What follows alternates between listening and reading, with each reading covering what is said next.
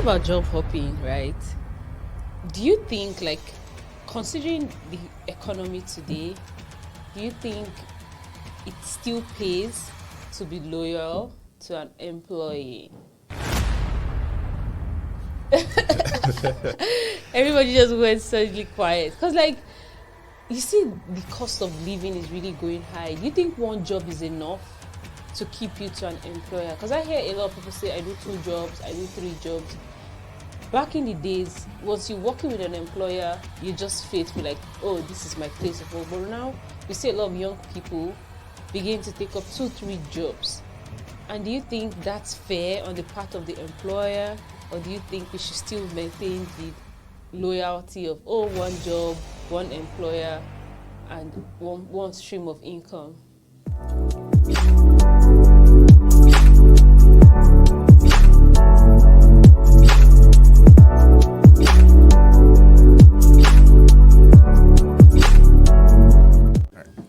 Hi guys, welcome to yet another episode of Rise and Thrive. On today's episode, I have some very, very important guests that I'm going to be talking about a very interesting topic titled the hustle culture, job hopping. Yes, so we're going to be talking about job hopping, what it entails, and when you should actually engage in hopping from one job to another. And so today's episode, I have with me on my far right, I have Ernest. Ernest, say hi. Hi, everyone. And I have right in front of me Sheye. Hey, everyone, how you doing? And I have Christy. Hello, everyone. So on today's episode, we are going to be talking about job hopping, right? So you guys are going to be sharing about your experience so far, job hopping, and holding healthy conversations about what it entails. But I'll start with asking you, Sheye, what was saving like for you growing up as a child? What did it mean for you to save, and how did you go around saving? So, growing up, my parents would give us money to go to school, and that's when I started my savings. So, I wouldn't spend all my food money, and I would come back home and keep some of it. And by the end of the semester, I would say, "Oh, this is what I saved throughout it wasn't semester, it was a term. So this is what I saved throughout the term, and I'm always proud of myself because, from the little money she gave, or my parents gave, I would always save something. And also, when I got done out of high school, I would go reward to my mom, kind of follow her and see how she does her things. And because of that, she would kind of compensate me with some money, and I would save all that money too. So I was able to save. I had right out of high school, and before I went to college, I had some savings. Wow. You had some savings before you went to college? Yeah. Wow. Looks like you're a very good child, though. What? I didn't even know anything about savings. Like, okay, I used to save. You know that thing that we had growing up as children? The box, Yeah, yes. People call it piggy bank. Yeah, I've always had that when I was in high Kokolo. school. Yes, that's the only thing I don't know if you're familiar with it. And then we get to so you have the box, and then there's like a small opening in the box where you be putting the money. So you can't take the money out back. Yeah. Yes, and then during Christmas, everybody's so eager to break it. And God forgive me. I remember then I'll take my sister's box, I'll turn it upside down. Then when you turn it upside down, you keep shaking it.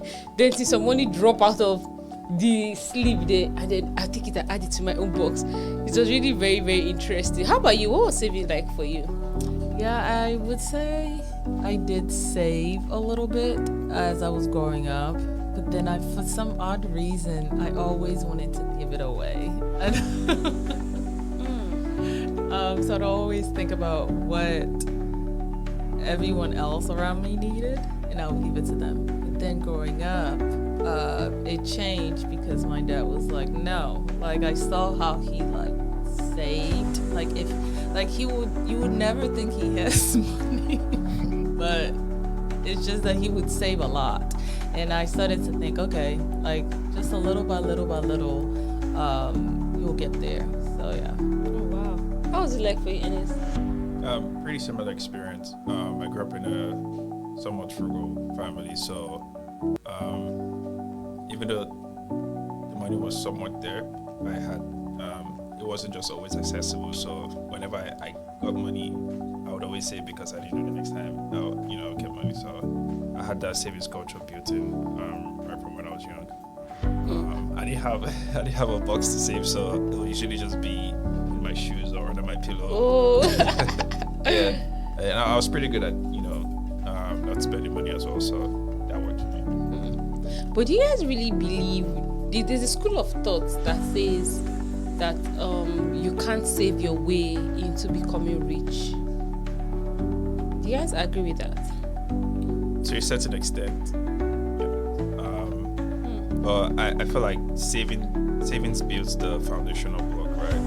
While you can't save your way to becoming rich, you can save up what I'll call like a springboard or a starter. So you save up your first 1,000, you put that first 1,000 into a high yield savings account or a stock, into an equity type of thing, and that kind of further. Or if you don't save that, first 1,000 or first $100, then you're lacking in that scenario. But that's kind of what I think. What do you think about Jay? I mean, you said the right things, but taking it from there, because you said that's not everything. You just save at first. You gotta save. You have a job or something, so save first. Put it in something that will give you more money.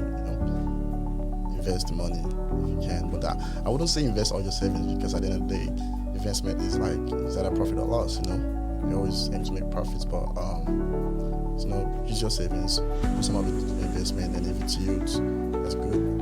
That's the goal. So at the end of the day, we want to invest the money, some of the money we saved, so we can save more. That's really true. But I really don't know. We are in a different era right now. Back then, it was easier to save. But now we have a lot of inflation going up, cost of housing is really expensive. Do you really think that people really have savings these days? I still think people do. People still do have savings, because at the end of the day, it's gotta be something you gotta fall back on. Because if you have investments, obviously, things go up, inflation. Your money, like $10,000 5 years ago, is not the same as $10,000 right now. And what you can do with that money. So, if you had put it in something that was gonna, increase in value, your money would probably increase in value too. But you can't tell. The economy is always ups and down, goes up and down. So you can't really tell the value of your money in the future. So it's good to save some of it and also invest some of it. That's just my opinion about that. What do you think, Christy? Yeah, I mean, what everyone said is true. I think that you can still save. You can still save. Even though there's certain things that's going on right now economically, you can still save. Whether it's depending on where you are starting at, $100 for someone that cannot, $50, anything possible, because you just don't know. That's For a rainy day. That's really true. And for me, I think saving varies for your location. Like back in Nigeria, right? We don't have as much options that we have right now that we have here. Here you have your 401k, right? Exactly. Yeah, some people, this life insurance policy where people can actually save through a policy, and then you can cash out in the future. But back in Nigeria, we don't have the leverage of these opportunities. How else do you think people can actually save, knowing fully well they don't have this exposure? Because people don't really earn a lot. So what do you think is a way people can actually make investments and actually save, make something out of their savings? So savings generally doesn't mean your money is just gonna be somewhere. Saving can be, back in Nigeria, we had current accounts and savings account. So there's this amount you put in your savings account. You're saving the money, but at the end of the year or something, your money has increased in value. And even right here, we have high yield savings account also. So when you save your money there, it's not like your money's not going to depreciate in value. You're gonna get some interest at the end of the day. So I think they had something like that back in Nigeria too. Yeah, I remember in Nigeria we had fixed deposits, so CDs, and then even with the regular savings account, interest rates are pretty generous when compared to the US here because in Nigeria you find a lot of banks that will give you about 10%. Really? Yeah. Wow. Or they're about, like 7 to 10%, just for a regular savings account. And here it's more like 0 point. I know it's not a lot. 0.0, no, pretty much less than 1%, unless you use a high yield savings account. And even at that, it's still about 5%, right? So I guess while we don't have 401ks, we can leverage the savings account or fixed deposits, which will increase the rates even further. It's just about the discipline of putting money aside. I know a lot of people say this, and there's this very common analogy, or rather scenario where don't buy that Starbucks coffee, just keep on the $5. It does help because when things are really tight, and even though it's just $5, they say $5 one out of one Starbucks cup out of 5 you get in a week. By the end of the month, it's $20. $20 turned into $100, and with time it grows. So yeah, we can make sacrifices. Just be disciplined to put our money aside, and depending on your goals, your saving goals, just try and build it up slowly. Okay, that's nice. Cause personally, I have had conversations with people, and they believe if they make investments in their 401k or they make investments in their back in Nigeria, what do they use as 401k? Pension, yeah, the pension account. They feel that's fine, and then they owe it to their children to just provide education. Do you think families should really concentrate, or individuals should concentrate about leaving inheritance, leaving properties, or you just think you owe it to your kids to just give them a good education at that?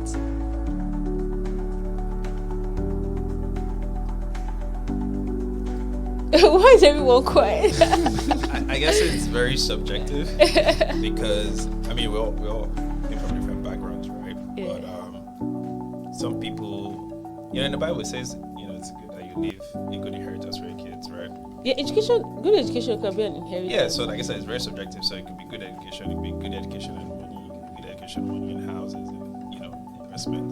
But like I said, we all come from different backgrounds. So depending on how what to do your parents, how your family is, I feel like they will do their best. I know my dad did my best, my parents did their best. So I think it depends on your family and pretty much what they have to live in. But I feel like everybody will strive to give something that's in their capacity.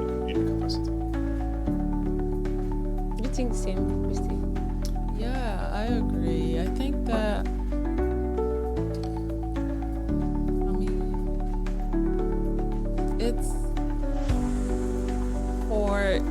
it could be a lot back home, right? Trying to even find a property to give to your kids. What? It's a lot. They're already going through so much already. But I think that if it is within their means, they can do it. But I think both ways. I think that education is also a form of our inheritance, but as well as a property, a generational wealth where the next generation doesn't have to suffer. They could just build it up. I think those are great ways as well to think about the next generation and not sit on land, if you know. What about you, Shay? What are your views? Well, I'm gonna be with them too. So yeah, giving out inheritance is subjective, like you said. Depends on what parents have. You can give your children whatever you have. You can strive to give them more. But at the end of the day, no parents wants their children to leave the world before them. So you want to leave something behind for your kids. So it's education is a very good thing. I think most of our parents did that for us. We are more educated than our parents, and that's a good thing. So I just think if your parents has anything to offer to the children, they should, and it's a good thing. So most times the children appreciate it and try to pay back somehow. True, that's really true. Back in Africa, when I think parents take care of you, we're expected that when they're older, that they take care of you, take care of them. But yeah, I think the system here is different. It's not really different. Because I don't see people I'm taking care of my parents. They check them up in old people's homes. That's the thing. That's in taking care of it. So the thing That's I know- taking care. yeah. That's so lonely. No, it's not though, because at the end of the day, that's an infrastructure provided for your parents. You know, you can't really like just leave them alone, be by themselves in their houses. So you can there's something government did or some individuals did, like where older people can go to, and they're gonna meet older people of their age too, people the same generation. You know, they can mingle more. You know, I think it's not a bad thing.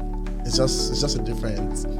It's just a little advanced. I don't like it because like I feel like I'm going back to like boarding school again. Like I feel trapped. Like I feel my body is trapped in a place. Like So what was it like? Was it like in Nigeria? in Nigeria, yeah, with like your okay, let's say for instance now, I'm a grandma. I would be living with my daughter and helping her take care of her 3 kids. We go to church together. My grandchildren, hey grandma, those things make like we go to church. Like the freedom. Like I can't just imagine being in a hostel like environment at my old age. I think that will kill you faster. Because when you get to spend time with these grandkids, they'll tell you, oh, grandma, did you say, come here? Have you eaten? Those things kind of like make you live longer and add so much joy to life. But when you're like in wheelchair, everybody around you looking sick and pale, somebody down is about to die, they are rolling you even feel more sick and I don't know. Them rolling you, it's not the place that you went to that's when they start rolling you. That's your condition. So if you're gonna be in the house, you're probably being. It might not really, but if you look at it, people at home, they don't really are that decapitated. Trust me, because when you interact, we are social beings as humans. So when we interact, that thing keeps us alive. So interaction keeps us alive. But I really don't know. But for me, I don't think it's a good system where I get checked into old people's home. I rather want to spend it with my grandchild, my grandchildren, and my daughter or my husband or my son, and just spend it with them and see how, like, because I think, and it even gives me the ability to pass on some certain values. Because I remember growing up, there were some values that inculcated for my grandma, just living with my grandma and having her say some things. You say, we know they do like this. See all these children of now, they do understand. So there was a cultural exchange with that. But I really don't know. Some people think it's okay. Like I said, culture differ to have people checked in old people's home. I don't know what your views are. What do you think? Yeah, just like you mentioned, I think, it's just the cultural difference. I agree with you. I don't think it'll be nice to get checked into a facility, and one for nice to be a caregiver. Oh. But, like I said, it's just the cultural differences. And to your point, when you're in a facility, you also still interact with other people. You also have family visiting. But then, everyone's situation is different. Some people don't have the ability to stay home and take care of their family. Some people lived in abusive, homes. So that can be traumatic. And, some people just, don't have the funds or financial ability to handle that. Some homes are broken. So that wouldn't be ideal to take care of someone. And some people don't, some people are just more into their career or focus that they wouldn't even have that time. So yeah, it just really depends. And like you said, cost of things are going up, inflation. So everyone is trying to either focus on their career, their grind, or their immediate family. I guess people have different reasons for doing that. It could also be that in some countries or counties or countries. But yeah, countries, the government will either take care of the elderly, so they're better off having them in those facilities than not. Yeah, it's just different situations. I think that's true. To create a balance. Just sounds sad about it. I mean, Seriously. there's like different infrastructures, like you said. There are some, wow, they really are living their best life. They have swimming, And they have the pools. parents go back. I mean, the kids go back to check on them like every now and then, and it's not like they leave them alone and forget about them. Right. It's just they can come back to the kids' house and spend like a couple of maybe even months and just go back there. That would be like their home, rather than just being in their house where they can't really do any other things by themselves. And some of these people actually need that 247 supervision. It could also be, you know, health related, right? Yeah. Like Alzheimer's, dementia, and stuff like that. So having that 247 care is actually needed. And then, you know, they also have like the luxurious version of this like home. So, man. Especially if you live in like in Florida, like oh my gosh, they go golfing. They have so many things for them. Yeah. But there are some that are more restricted because of a health issue that they have, and now the parent cannot deal with, or the daughter cannot deal with that, and they are just thinking maybe I should just put them in an environment with someone else. But it's 50-50. I mean, negligence can happen, you know, there's so many things. But, I mean, back home is different. So, it's 50-50 though. Because I know there are some people, I'm like, I never thought you would put your parents in something like that. But they're like, I have 3 businesses, I can't do it. They need 24-hour care. Like, I just I can't. feel like back home, if there were like facilities like that, people would do that too. The government provided something like that, people would do that too, because sometimes it's not just because you just want to, oh, I just want to leave my parents over there. It's just because that's like the best option or the better option for them and for you too sometimes. So it's just And also to your point too, like back home, you know, we tend to have a lot of uncles and aunties, like extended family that a lot of them are, if you think about it, they're not really doing anything, so they have the time on their hands to. exactly. Yeah. So I think that works. I don't pray to ever end up in that for NS player. There is an expectation that we have to take care of our parents, regardless of what happens. So it's like, it's our duty, so Yeah. we have to do it. So talking about job hopping, right? Do you think, like, considering the economy today, do you think it still pays to be loyal to an employee?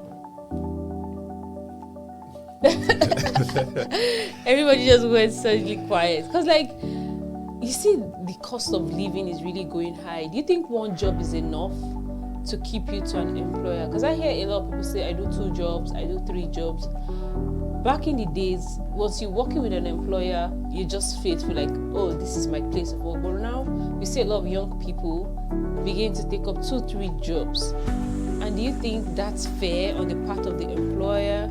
Or do you think we should still maintain the loyalty of, oh, 1 job, 1 employer, and one stream of income?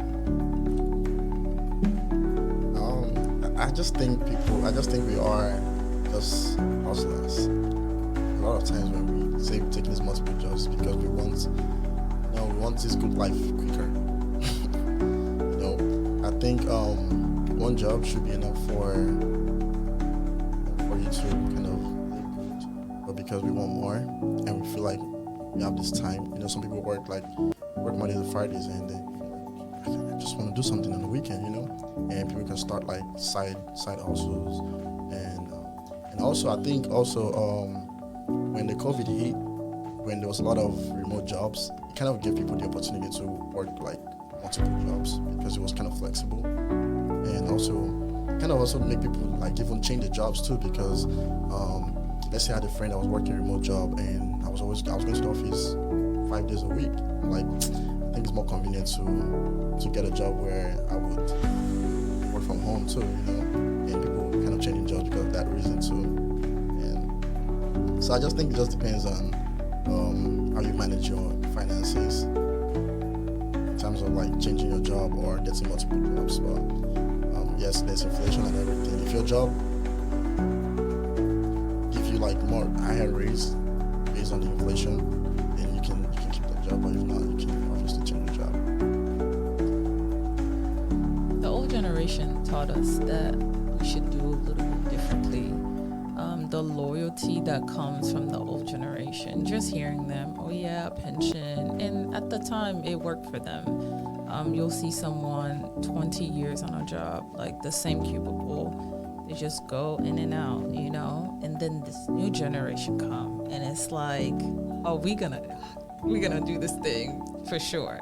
And now Gen Z comes in, it's like, oh no, like I don't even want to stay here for less than 6 months. Like millennials are like at least a year to 2.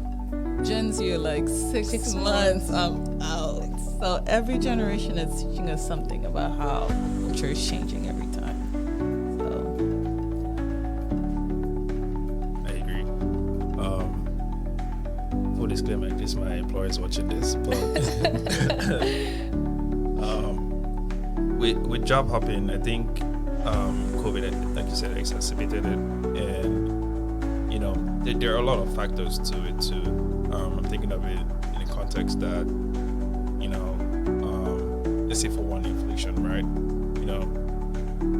Previously you were comfortable with how much you were earning, and now inflation has gone up even farther than the rate of your annual compensation. So like the average annual compensation increase is about 3 to 5%, right? Inflation is probably somewhere around 12 to 18%. So you begin to see like your $100 is not getting you what $100 used to get you before. So there's that need to go up, either to work hard to get a promotion or to get a new job, right? So like you said, I feel like Gen Z have figured that if you leave, which is true, there's research backing this up, if you leave from company A to company B, your pay is likely to go up about 20-30%.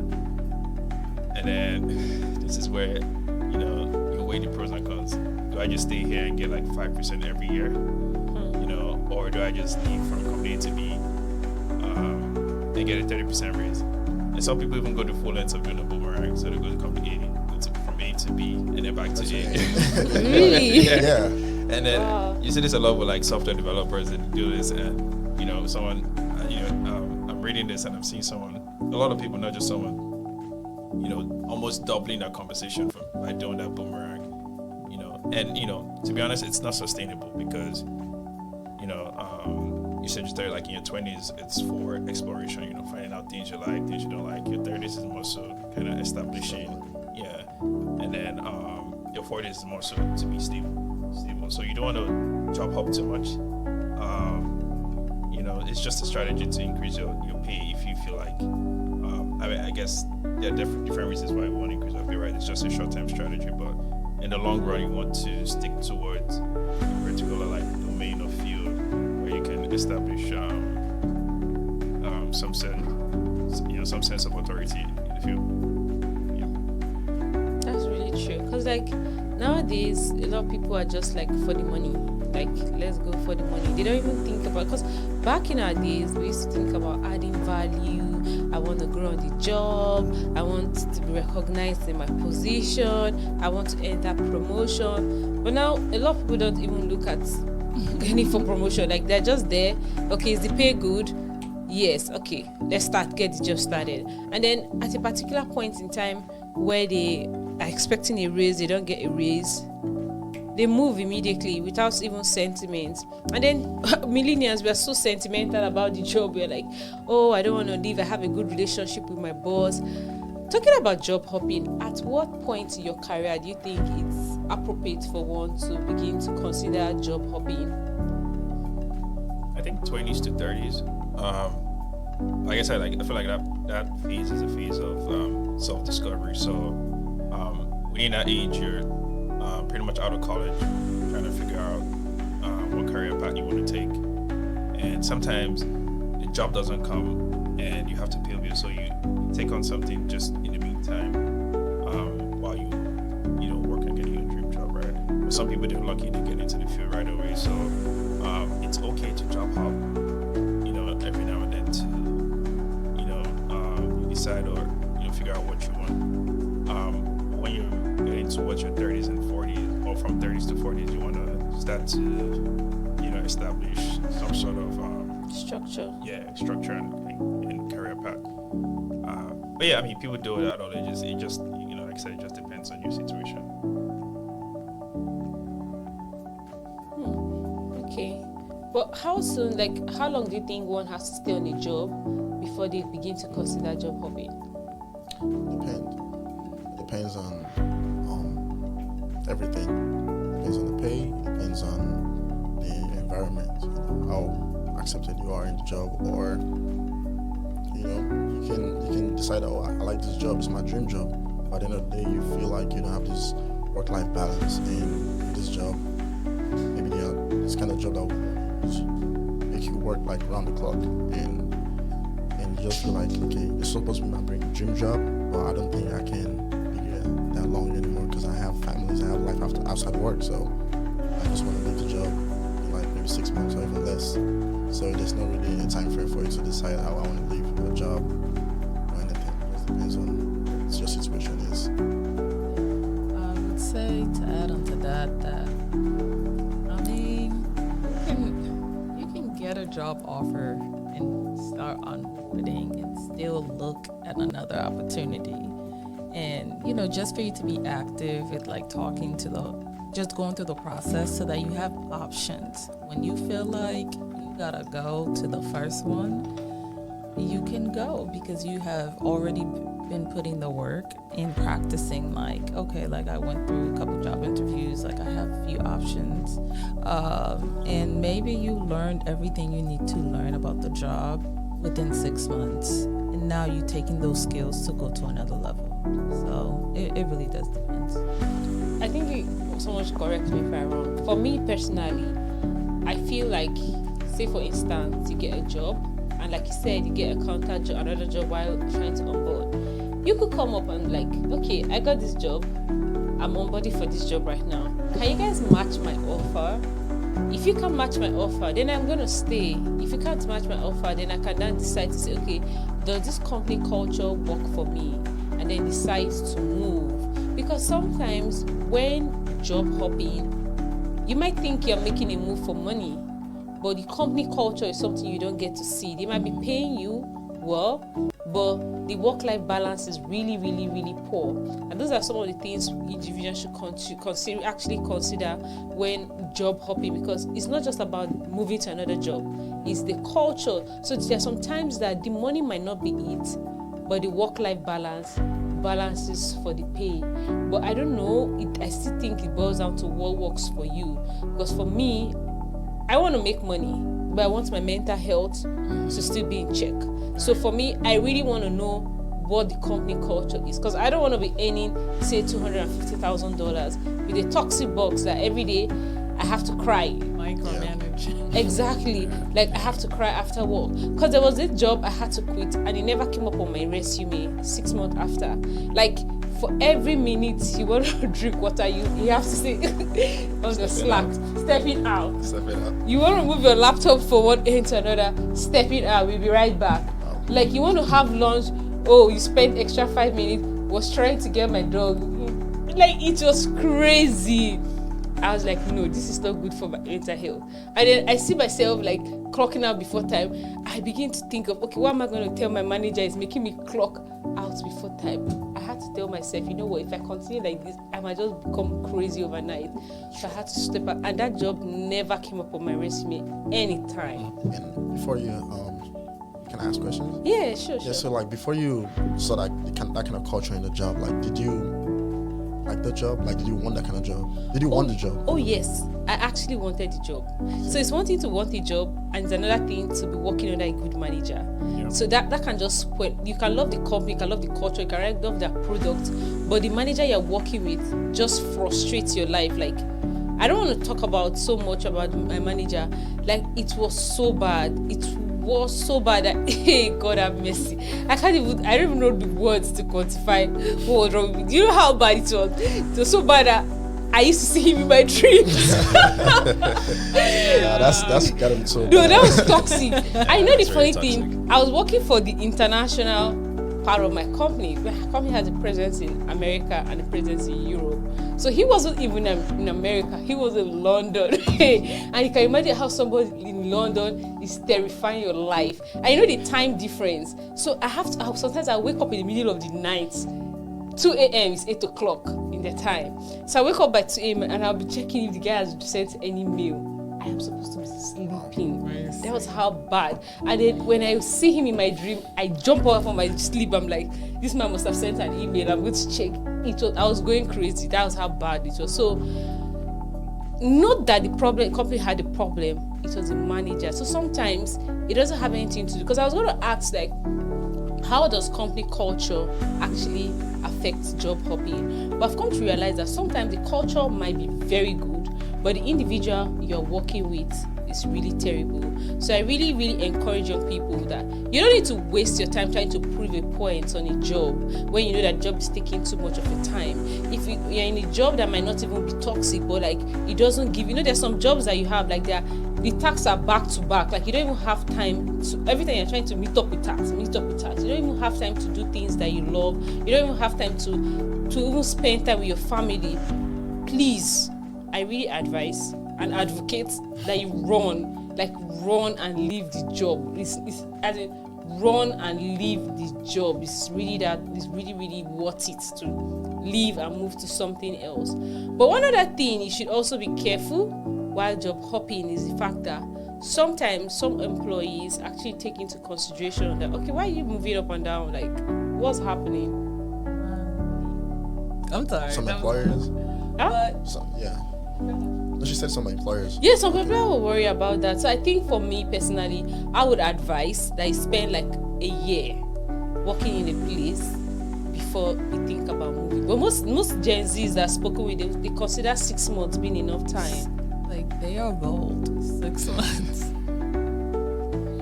So I don't know if 1 year is enough, because statistics say that if in your second year you haven't gotten a raise. So what I advocate for, if you are trying to get more money, you can actually ask for a raise from your employer every year. So if you ask for a raise every year of between 10 to 15%, you might not get 10 to 15%, but at least you should fall at maybe 5 to 7.5%. If you can target to always get a raise every year, I think that's very really generous though. No, because that's why you should track what you're doing. Yeah, You should I track agree. your results, so that when you're speaking with your manager, you're telling your manager, okay, this is what I've done, and this is this that. I think I deserve this raise actually. So if you actually target like 10 to 15%, give or take, you might get 5 or 7.5. So if you can target to actually get a raise every year, I think that will really, really help, because statistics says that if at your second year you have not gotten a raise, that means in your entire career you will earn 50% less than you would have actually earned your entire career. So it's very important that it's either you're asking for a raise every year, or you're looking at every 2 years moving to a better job.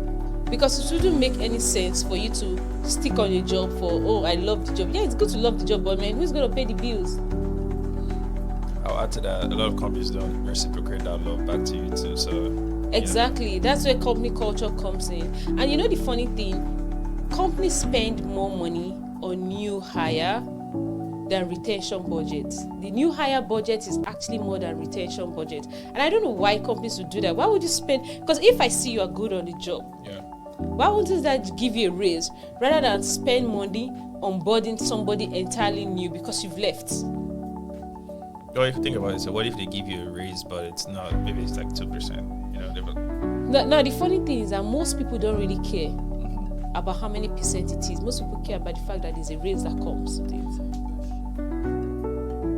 So from my own perspective, like if I'm on a job and maybe 1 year I speak to my manager and I see that, there's nothing coming on, and I really like this place, I could go start looking for another job and then share with them that, okay, I got another offer somewhere. Are you ready to match this offer, or I go away? Because that's the truth. You cannot. I tell people that your 20s and 30s are the times you have strength. Take good use of it. I'm not an advocate of doing 2 jobs because I take my mental health really serious. And some people can cope up with the stress. I can't cope up with the stress because I'll be running crazy. Do you get? But as a young person, this is the time you have all the energy. Every company needs you. This is when they want to milk your youth. If you're in your 50s, you can be saying, okay, let me just manage here, because you know that your value outside is not so much. But when you're in your 20s and your 30s, that's not a time to be sentimental. when I was younger in my career, I got a job. I'm going to tell you what happened to me. I got this job and I was so emotionally involved in the job. Like, I loved the job so much. I was a contract staff. I got a full-time offer and I was like, no, these people, they will soon do, it was supposed to be contract to hire. So I was like, oh no, they were still going to staff me, because I was in my 4th month when I got this full-time offer with a very big company. And they gave me this offer. I was like, let me just wait. It's just 2 months, contract to hire. They will give me full-time. And I love the company culture. That's how I turned down these people. 5th month, I was laid off. It wasn't funny. I was like, that was when I knew that. My mom was like, what? I didn't even know that you got this offer, that you should have left. That was when I now realized. She was like, no, you don't add emotions or sentiment to the job. You are there together. You are not there. It's not your family. They are not your kumbaya brothers and sisters. Because sometimes we get to as young people, we are kumbaya in the office. Oh, you love your office, you love your money. Exactly. And you don't want to go, and you're just like, okay, I love them. You're just taking peanuts. And at the end of the day, you find out that when it comes to firing and hiring, the company doesn't consider any of all the. So you have to kind of make the balance and decide and say, oh, okay, this is what I want to do for myself. Now, talking about job hopping, how do you negotiate when you're actually trying to move from one offer to the other? Because that negotiation point is a point a lot of people really flop. So sometimes you see that they are hopping for just 10K increase. So how do you negotiate when you're moving from one job to another? Negotiation is not just salary. It's a lot of things. But yeah, the pay is most important for a lot of people.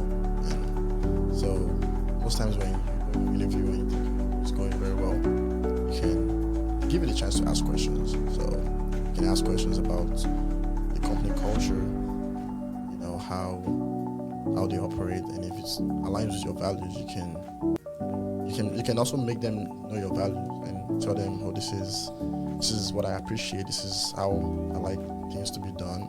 And if they align with your values, yeah. And if they don't really align with your values, you can already know that, okay, this is not where I want to be, And just it's not only values like money. Also, you can also let them know this is how much I would be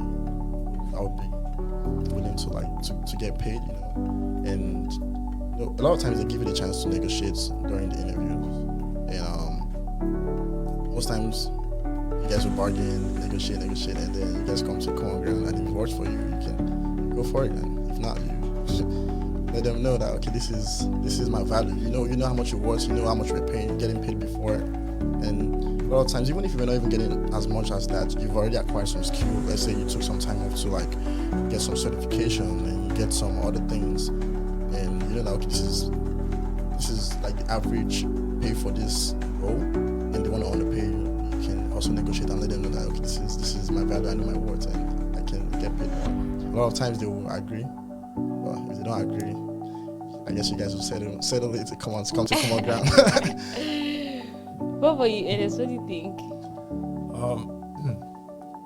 So I think, just like what you said, I think it's important to double down on your skills and not just your experiences and skills, but also do a deep dive on how you can actually add value to the company or just the team in general. And just, show that you're willing to go above and beyond. I feel like if you do demonstrate that effectively, they would see the value that you bring into the team currently, and the only difference would be how much of an increase do we want to give this person, considering the skills and like the job band or the levels, their current structure, right? Because they don't want to overpay you, or they don't want to pay you a certain amount. They're paying a more senior person, and then that kind of causes issues internally. But yeah, just double down on your skill sets, your experiences, and how you can add value to the team and what you may bring to the table. A lot of times they might not see it, they might not be able to see that, but in your first year, you can work on projects and prove that, and you also take notes on things you're building, things you're doing, keep track of all you're doing, and then maybe during PCS or during the time of the annual review, you can present that to your manager, let them know, oh, okay, you have data points on all you're doing, and you think you deserve this amount. So I think that's a good way to go about it. How about you, Christy? I think location plays a role, depending on where you are. And so, I mean, if you are open to the idea of moving, like it's 30s, then go for it. Like if Chicago is where it's at, you know, and you don't have restrictions, why not do it? But again, like what everyone says, skills, very important. Like if you're in the 4th round, you know, you know for sure you're going to get it. Well, I don't know, but it depends. So I would say location plays a factor. There's certain places you're going to get a low offer just by location, but sometimes up north it costs more than the south. So sometimes you have to like make that work for you on where you are financially and making that move. I think my own first advice would be never take the first offer. Never ever. Yeah. Like never take the first offer. The first thing you'd be like, you have to ask them what you guys pay for this role, and sometimes they're really not upfront about what they pay for the role. So it's very important that you do your own research. You could check Glassdoor, check other employers, and also I suggest one very, very good app called Blind. Blind is a very, very, very good app that's really helped me in my career. Blind is an app. I don't know if you're familiar with it. Are you familiar with Blind? It's an app. You use Blind a lot, right? Yes, Blind is a very good app. And I advise young people to go sign up for Blind. Blind is a very good app that you can ask any question anonymously as a professional, and nobody's going to know. Like you could ask how much they pay for per compensation for a particular role that you're applying for in a company. So people from all over the world are on the app, and then the people that work with Microsoft, Amazon, anywhere, even your company, they're on the app. So what happens is that if you have any question you want to ask as regards to employment, you need employment referral. I've gotten a lot of referral for big top companies from the app. Yeah, I'll just put it like, yeah, is anyone who can refer me here for a job in Microsoft? I really love this role. And somebody will be like, okay, they'll chat to you. I'm like, okay, I'll refer you. They'll send you a referral link and refer you for a job. And then you could ask questions like, oh, I'm interviewing for this role in so and so company. Please, what is the compensation for this role and what are the benefits? And people honestly give answers because nobody knows who is asking and nobody knows who is responding. So you are totally anonymous. That's why it's called Blind. So and it's very, very important that young people go download that app. This is a free advert for Blind, but it's really a very good resource. You can ask anything. You can ask any question about your career. You can even call out your manager. Yeah, I hear some people call out some people and be like, there's this certain person in this certain org that does this certain this, and you get, I'm not saying go call out your manager, but like, yeah, it's a good app. That's just cool. The heads up, you have to use your company email to sign up. But yeah, even if you use your company email, I don't think everybody will know. Yeah, they wouldn't know, but they wouldn't know. It's more so for people that are still trying to, maybe get their first job. Don't have one, that were impacted by the layoffs. So, once you sign up, just sign up and at least you have that resource there. Yeah, and even if you're a student, you can sign up with your student email. Oh, yeah, because I know I told my sister. Yeah, as long as it's not a Gmail. No, it's not Gmail. It has to be an Yeah, it has organizational email. be an organizational email. And that's really nice. Yes, it's a very good app, and that's the first place I go to. Like when I know that I'm going to hit this offer, I go there to find out what the compensation is, so you don't actually shoot yourself. So when I got out of school, my first job offer that I got, although I didn't end up taking it because I got another offer, so they were going to offer me a particular amount, and then I was just asked me, when you're coming out from school and you just start getting interviews, you'll be feeling very hot, like these companies want me, and then boom. And so I finished it like in the middle of COVID, that's 2021. And they were like, oh, want to offer you this? I was like, okay, yes. And they sent the contract and I already signed it. I was so happy because it was a full-time job and all. And then I got to hear from another job 2 weeks after. What saved me was the fact that they moved their start date by a month. And then I got another offer 2 weeks after, and that new offer was going to give me 40K more. Oh, that's huge. That's really Hey, I was shocked, and it kind of like told me that, whoa. So I was what? This 40K, and I didn't really even know. And so when the HR called me back, I was like, oh, how am I preparing for onboarding? And I'm like, sorry, I got another offer. And they were like, oh, really, Joyce? You didn't tell us this. And they were like, oh, okay, how much is this new offer? And I told them, they were like, okay, they'll see what they can do about it. Next day, they came back. And they matched it. And they matched it. That's interesting. But that's a good. slippery slope too, because if you decide to go with the match, sometimes there's some office politic and they will let you go. I don't know why that is, and it doesn't happen all the time, but You kind of lay them off quickly. yeah. Wow. But yeah, so typically when they're laying off, they try to let go of employees that are earning the most, especially in a bank.